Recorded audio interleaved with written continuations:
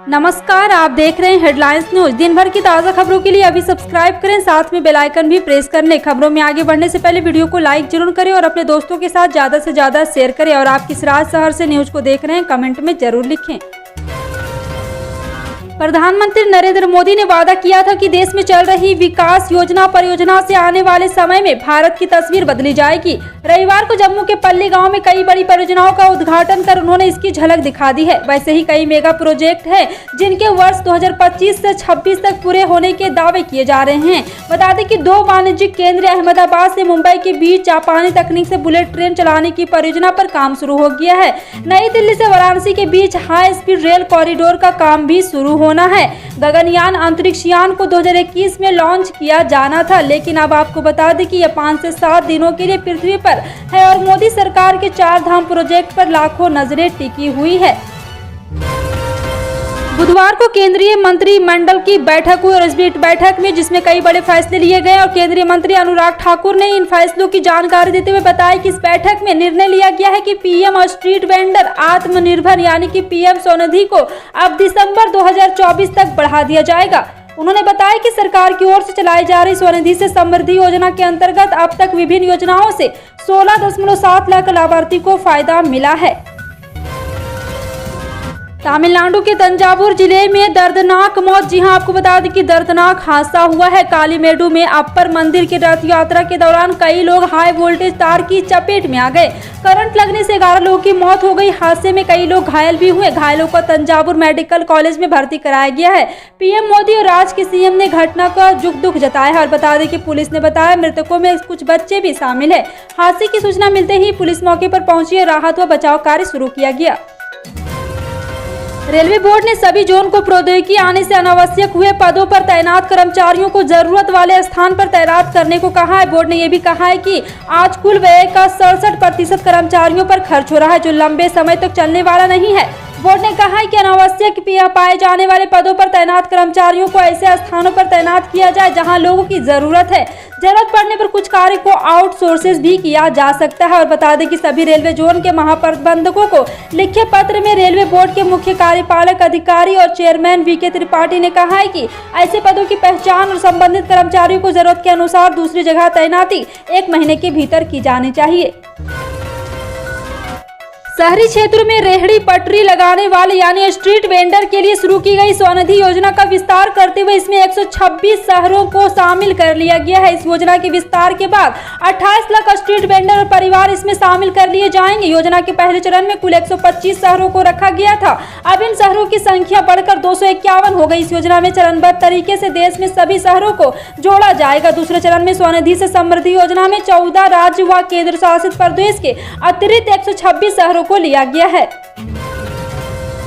प्रधानमंत्री नरेंद्र मोदी ने बुधवार को कोरोना के बढ़ते मामलों को लेकर राज्यों के मुख्यमंत्री के साथ बैठक की। इस बैठक में उन्होंने पेट्रोल डीजल की बढ़ती कीमतों का भी जिक्र किया और गेंद विपक्षी व मुख्यमंत्रियों के पाले में डाल दी। उन्होंने कहा कि पिछले साल नवंबर में केंद्र ने एक्साइज ड्यूटी घटाकर आम जनता को राहत दी थी। गुजरात और कर्नाटक जैसे राज्यों ने वैट कम करके और राहत दी, लेकिन फिर भी कुछ राज्यों ने वैट नहीं घटाया, जिसका भार आम जनता पर पड़ा है। प्रधानमंत्री मोदी ने जिन राज्यों का नाम लिया है उनमें महाराष्ट्र, पश्चिम बंगाल, तेलंगाना, आंध्र प्रदेश, तमिलनाडु, केरल, झारखंड का नाम लिया गया। इन सभी राज्यों में विपक्षी पार्टियों की सरकार है। जाहिर है कि इन प्रदेशों की सरकार पर अब वैट घटाने का दबाव ताकि यहां पर पेट्रोल डीजल की कीमतें हो सके।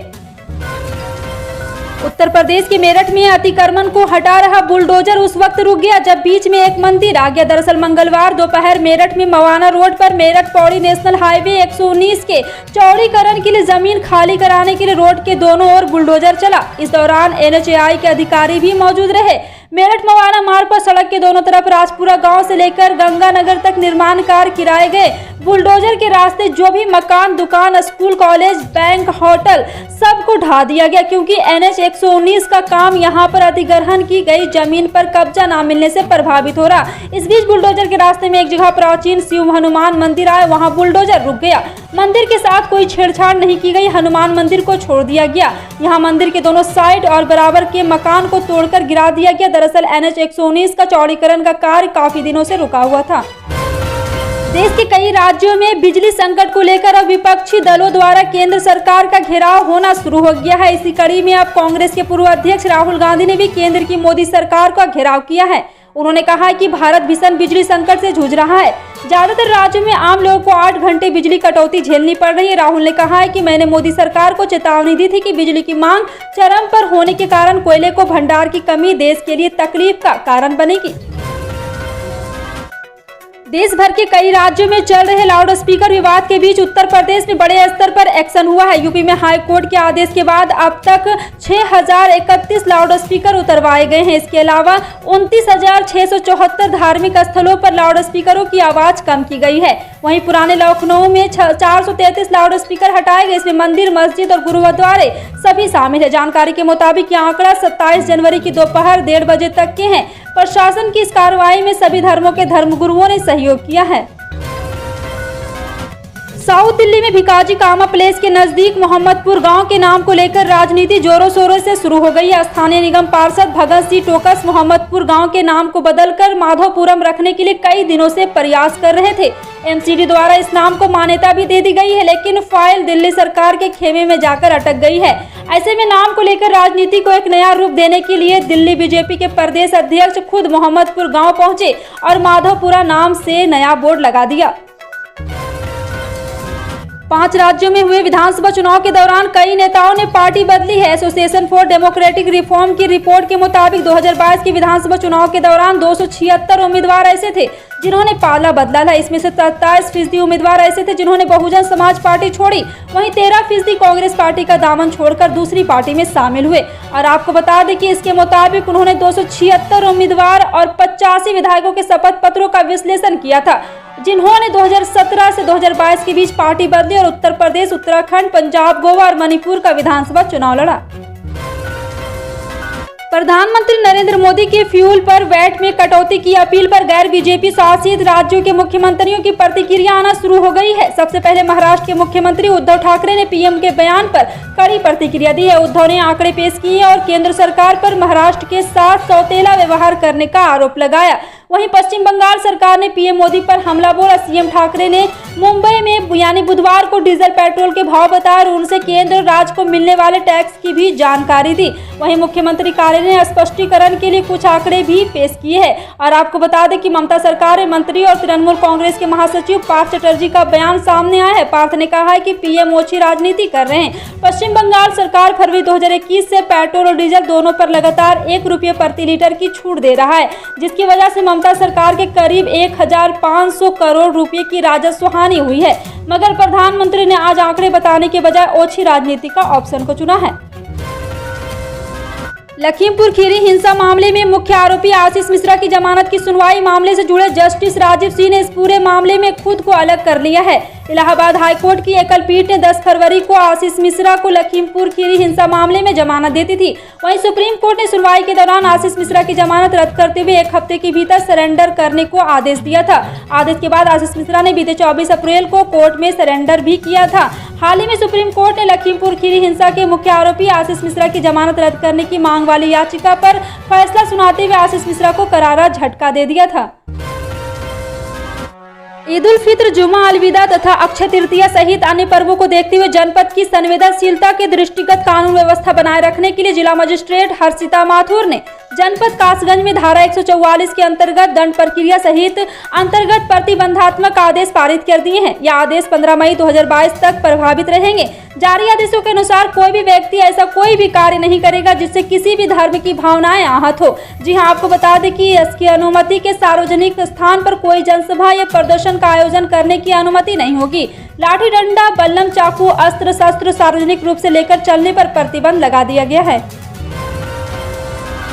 मध्य प्रदेश माध्यमिक शिक्षा मंडल ने 10वीं और 12वीं बोर्ड की परीक्षा को लेकर बड़ी जानकारी दी है। बोर्ड की जानकारी सूचना के अनुसार 29 अप्रैल को परीक्षाओं के परिणाम जारी किए जाएंगे। रिजल्ट दोपहर 1 बजे घोषित किया जाएगा, यानी परिणाम आने में 48 घंटे से भी कम समय बचा है। छात्र अपना परिणाम mpresult.nic.in पर जाकर देख सकते हैं। चुनाव रणनीतिकार प्रशांत किशोर कांग्रेस में शामिल नहीं हुए क्योंकि उन्हें ऐसा लगा कि पार्टी उनके सुझाव को लेकर ज्यादा गंभीर नहीं थी। कांग्रेस का ऑफर ठुकराने के बाद प्रशांत किशोर से जुड़े सूत्रों ने इस बात का खुलासा किया है। इन सूत्रों का कहना है कि पार्टी में सुधार से जुड़े अहम मुद्दे पर चर्चा करने के बजाय राहुल गांधी विदेश यात्रा पर चले गए, जो कि प्रशांत किशोर को सही फैसला नहीं लगा। वहीं प्रशांत किशोर के फैसले के बाद कांग्रेस ने आज कहा है कि जो कोई भी हमसे जुड़ना चाहता है उसके लिए हमारे दरवाजे हमेशा खुले हैं।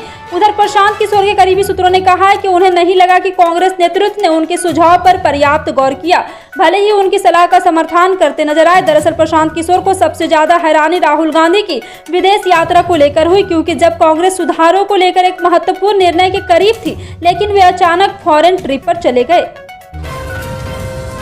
व्हाट्सएप अब अपने यूजर को एक बड़ा ऑफर देने वाली है। जी हां, आपको बता दें कि अपने यूजर को कैशबैक देने की तैयारी कर रहा है। अगर आप भी व्हाट्सएप यूज करते हैं तो आप भी पैसा कमा सकते हैं। दरअसल व्हाट्सएप ने अपनी peer to peer payment service के लिए ज्यादा से ज्यादा भारतीय को लुभाने के लिए कैशबैक रिवार्ड देना शुरू करेगी।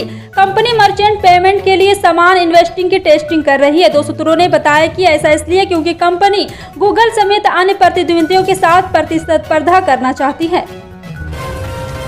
पेट्रोल डीजल की कीमतों में इजाफे का असर अब बाजार में दिखने लगा है। ट्रक भाड़ा बढ़ने की वजह से फल सब्जी समेत अन्य जरूरी वस्तुएं महंगी होती जा रही है। ट्रांसपोर्ट का कहना है कि पेट्रोल डीजल की कीमतों में इजाफा होने के बाद माल ढुलाई की दरों में इजाफा किया गया है, जिसकी वजह से ग्राहकों के लिए उत्पादों की बिक्री महंगी पड़ रही है। अब तक महंगे डीजल की वजह से ट्रकों का किराया 15 से 20% तक बढ़ गया है। ट्रक किराया ये इजाफा एक ऐसे समय आया है जब अधिकतर मैन्युफैक्चरर लॉकडाउन के बाद सप्लाई बढ़ाने और अपने उत्पाद की बिक्री में जुटे हुए हैं। पेट्रोल डीजल की कीमत में प्रधानमंत्री नरेंद्र मोदी पर बयान, राजस्थान के 2 मंत्रियों की प्रतिक्रिया। राजस्थान के ऊर्जा मंत्री भंवर सिंह भाटी का कहना है केंद्र सरकार महंगाई का ठिकरा राज्य सरकारों पर फोड़ रही है। फिलहाल आपका इन सभी खबरों पर क्या कहना है कमेंट सेक्शन में टाइप करके जरूर बताएं। पल पल की अपडेट जानने के लिए जुड़े रहें आप अपने हेडलाइंस न्यूज के साथ। मिलते हैं अगली बड़ी खबर में, तब तक के लिए जय हिंद।